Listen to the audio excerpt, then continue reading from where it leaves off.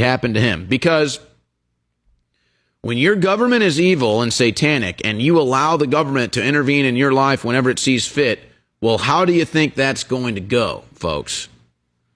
And so that's what this is, an unnecessary government intervention in your life by way of a injection that they're calling a vaccine that isn't even a vaccine. And you can say, well, the government didn't mandate that.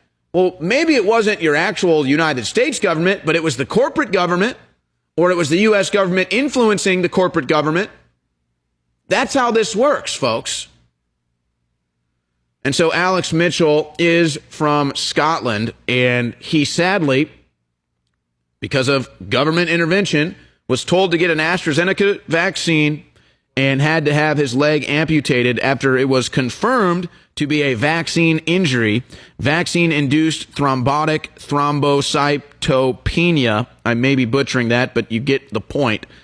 And so he is here with us today with one less leg, totally unnecessarily, but because of government intervention that was unnecessary. Now he's here with us today. The story at Infowars.com. Vaccine horror. Man describes losing leg after AstraZeneca jab. And so, Alex, not just losing your leg, you should have never had to deal with that, but also other problems post-vaccine. What has it been like for you almost a year now from your vaccine injury? It was actually a year yesterday. Was the anniversary of me having my left leg amputated from above the knee.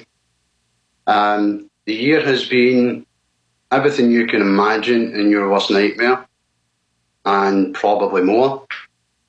It's more compounded that you're trying to fight to get a health back, to try and get some support, to then find that the government that asked you to do the right thing for the right reasons, to save lives, to protect the NHS, to protect the medical staff. People did that. Did it for a good reason. And they lied to us. They knew there was problems with these vaccines, test trials, whatever you want to call them.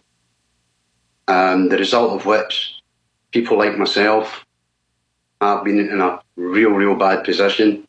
I've been left not only I'm unable to work anymore, I've got other health issues that I never had before. I now have an eyesight problem with my right eye. I'm waiting on a scan for that. I've had numerous scans. My blood is still checked every 2 weeks. I still speak with haematology, conference calls every 3 months. I had one Tuesday where I had some good news that I'm no longer at a stage where I'm now able to go and receive dental work. I've not even been able to go and receive dental work because of what's happened to my bloods. The condition VIT, vaccine-induced thrombotic thrombocythemia, it's a hard word to say. What it means in English, or plain speak, is that the vaccine has caused my platelets to drop, my D-dimer to go through the roof, and there's an antibody in your blood. It's called negative PF4. That's what keeps your blood the consistency it is. With the VIT condition, it becomes positive, which then means that your blood just wants to clot. I'm now on permanent medication to thin my blood. It looks like I'll be on that medication for the rest of my life. I now have some sight problems where they think probably a microclot has maybe exploded in my eye. So they're going to have that looked at because the damage is not natural. So there's lots of side effects, and they've taken a lot of my life away because I've spent the last year basically fighting to try and get some kind of support from anyone other than basic state benefits. Now, having never been unemployed in my life, state benefits is not something I'm used to. I've got a mortgage, I've got a car, like everyone else. I've got bills to pay. I've got 2 children. They're older and they're not staying with me, but I've still got children. Still got family. They've tried to take what I believe is my passion. Now, the picture that you flashed up there was me on my scooter, minus my leg. That was my passion. That was my life. I was quite happy being me. I was quite happy to fade into mediocrity. But they've tried to take that away from me and so many others. There's 438 VITs in the UK alone. Sadly, 78 were tragic. They were fatal cases. I'm now friends with some of their wives, their mothers, their husbands, their daughters, their partners. It's heartbreaking. These people have been confirmed to have, by coroner, to have passed solely by the AstraZeneca vaccine. And yet the British government is still holding out from giving these people support, and myself. There is 922 claims against the UK Vaccine Damage Payment Scheme in the last 2 years. They have not paid anyone out. Not a single claim. They have not supported a single family. That's just the 920 that met the criteria of now being medically 60% disabled. There is millions and thousands around the world, but particularly thousands, that are fighting just to get acknowledged that this has been caused by a vaccine. They're fighting, they've got a fight I've not got, and I don't understand that fight. I'm lucky.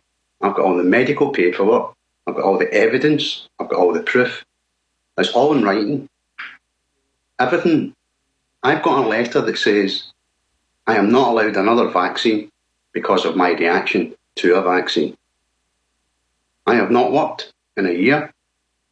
I'm not allowed to work because my blood's still unstable. And as I say, I'm one of the lucky ones. I've got the evidence, I've got the medical evidence, I've got the medical team behind me, backing me.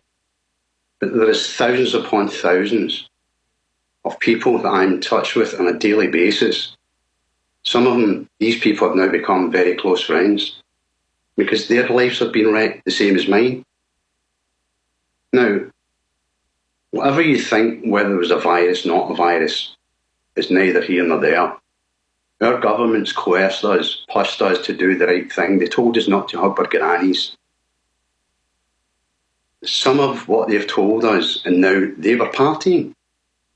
The Prime Minister of the UK and the Chancellor of the Exchequer of the UK were partying while people were dying. This is the contempt that these people have for vaccine damage injuries. I'm very angry. My life has been destroyed. I refuse to back down to these people. These people have to be called to action. These people will not even talk to us. All we want to do is let's talk. It's not difficult. We're not going to go anywhere. There's too many of us. I know that in the USA, that the condition is very, very unheard of. Because there's only, as far as I'm aware, 2, maybe 3 cases in the USA. Canada has quite a few. New Zealand has quite a few. Australia has quite a few. Norway had a lot. Norway were the first people to see the problems with the clotting issues. All we want is someone to help us. Mainstream media do not want to help us. They do not want to know. Politicians. I went down the official route through my MP, who has been fantastic, has written letters to both government departments.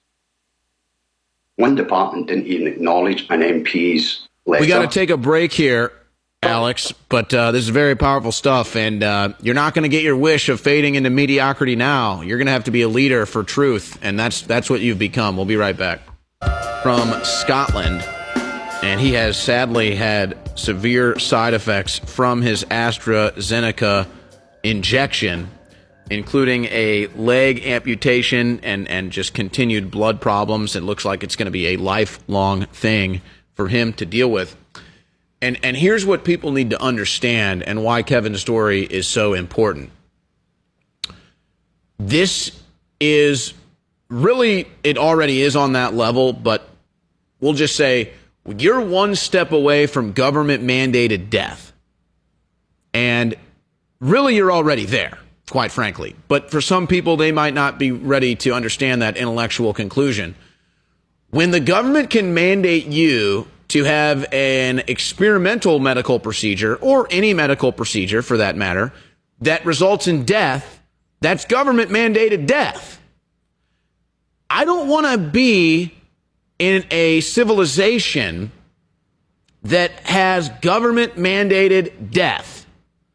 And that's where this is going, folks. So that's why I get freaked out about this. That's why I stand guard against this. And that's why I'm not just pissed off that this is going on, but infuriated that other people don't understand this. If the government can mandate you to have a medical procedure, the government can mandate you to death. And that's where this goes.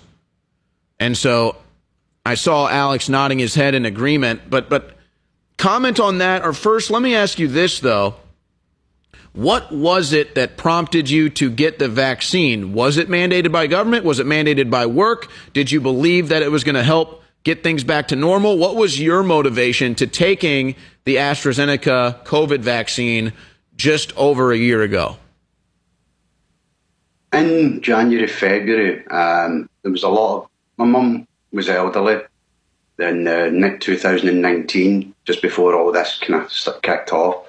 She stayed with her neighbour. Her neighbour was with her neighbour for 30 odd years, and the lady had fell and broken her leg, went into hospital and passed away with COVID. And we were hearing all this, and we wanted to protect my mum. And given what we were getting told, this virus was that bad, you know, for the last years of my mum's life, we locked her away. When now we realise we didn't need to. You know, we tried to protect, as we all have, the ones that we love. You don't want to lose your mum. You don't want to lose your gran. You don't want to lose your wife, your daughter. You don't want to lose your life. This was the narrative, and this was the way they were pushing it. So in March 2020, there was no reports, no official knowledge, nothing was coming out there was any problems with anything. In fact, that very week, the BBC and the UK government announced that the vaccines were safe. So you try and do the right thing. Yeah. Do I regret it? That's something I'll always regret for the rest of my life. And every second of every day, I feel that I'll regret that for the rest of my life. I'll deal with that. I can't change what's happened to me. Nothing's ever going to give me my leg, my life, my love back. My mediocrity, as you said earlier. Nothing's ever going to bring that back. But what I can do is I can spend the rest of the days I've got fighting for justice. Not just for me, for all the ones that don't have a voice anymore. The names that are in my mind that never leave me. Every day. Stephen, Lucy, Lisa, Linda, Stephen, Zion, and Tommy. I'm guessing some of those names did get the government mandated death? They're all tragedies. They're all fatalities. I know their wives, their husbands, or daughters. So it sounds to me that the answer is the corporate government propaganda is what made you want to get the vaccine to protect your mother, because that's what they were telling you. So I'm going to have it's kind of a two-pronged question for you here. Do you feel that you were lied to about the vaccine, and do you wish you would have known about these side effects before you took it? Yes, I was lied to about the vaccine. We now know, we can prove I was lied to the vaccine. The safety data that they submitted to both the UK health regulatory and the FDA was the same data. The FDA rejected an emergency licence on the grounds that the data was incomplete, incorrect and outdated, yet the UK government went ahead with it. Now, even if the UK government didn't know at that point, surely when the FDA rejected the emergency use of it, that would have made them aware that there was a problem with the data, yet they still went ahead. There was no issues of side effects. On the 20th of March 2020, the sum total of the side effects I was told were, and this was verbally, not in a leaflet, not in a written form, this was verbally, you may have a sore site area for a couple of days and you may have cold or flu-like symptoms for 48 hours. That's the sum total of the side effects I was told. If I was made aware that there was clotting issues, if I was made aware that in reality, having no underlying health conditions, being supremely fit because I was a steel erector and I carried a very manual physical job, There's no necessity for me to take a vaccine. I would have survived the virus. It's a 1% fatality rate at my level of fitness and health. So yes, we have been lied to. Not just the UK. Governments all around the world have lied to lots of people. And the problem we've got is that I may have a voice and I can scream from the rooftops, but unless the public around the world surround us and support us, get onto your politicians, get onto your MPs, get onto your rulers, make them aware these issues are not going to go away. Now, the numbers I gave you were for VIT only in the UK. We've not even touched on myocarditis, pericarditis, Bell's palsy, Guillain-Barré syndrome.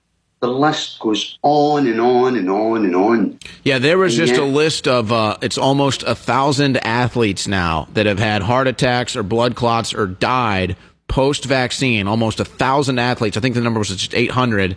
1,000 of them on record, post-vaccine side effects. Many have died. Average age, 23.